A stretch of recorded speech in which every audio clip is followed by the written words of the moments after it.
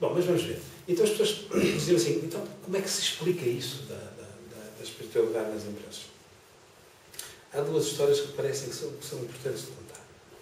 A primeira é aquela da exigência, o que nos chama a atenção para a exigência de mudar a perspectiva. Que é um princípio também muito ligado ao budismo. Não é? Tudo é uma questão de mudar a perspectiva. Se mudar o mundo não é fácil.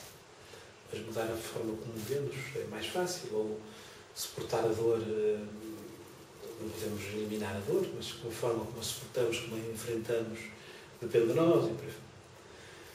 E a propósito desta ideia de mudar a perspectiva, porque mudar o mundo muitas vezes é mudar a perspectiva. Porque nós, ao mudar a perspectiva, nós mudamos o nosso mundo. Desde logo por questões eminentemente funcionais. O nosso cérebro, sempre que nós pensamos, ele muda. Sempre que nós pensamos, seja o que for, nós já não somos a mesma pessoa. Portanto, não é difícil mudar a perspectiva. E a propósito disso, eu costumo contar uma história que tem a ver com o seguinte. Eu vivi em frente ao Rio Douro muito tempo. E habituei-me no inverno a ver as pessoas, algumas assustadas, outras menos, mas ali havia uma comunidade de pescadores, diziam que o rio está muito forte. Hoje o rio está forte, amanhã o rio vai estar forte.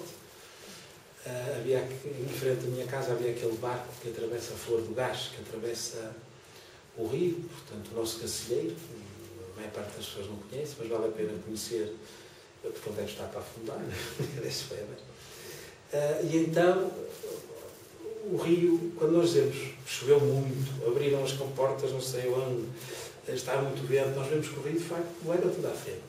E as pessoas olham para o rio e dizem o rio está muito forte. O erro de perspectiva é só este, é que o rio por si só não é forte. Forte são as margens que comprimem o rio. E esta ideia levou-me até um conceito, que é um conceito novo, que eu criei, que é a liderança da terceira margem. Porque, de facto, o que é forte é a terceira margem do rio. Porque, geralmente, o rio corre em duas margens e as pessoas não veem aquelas duas. Elas estão lá, mas as pessoas não veem.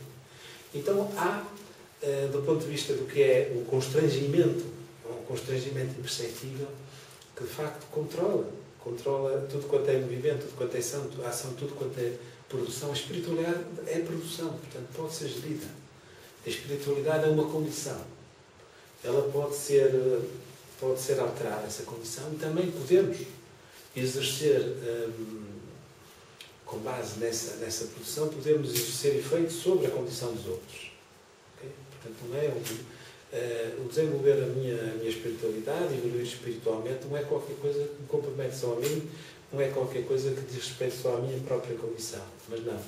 Através do fator interdependência, eu consigo, e de uma forma irremediável, consigo também facilitar ou prejudicar aquilo que é a condição dos outros.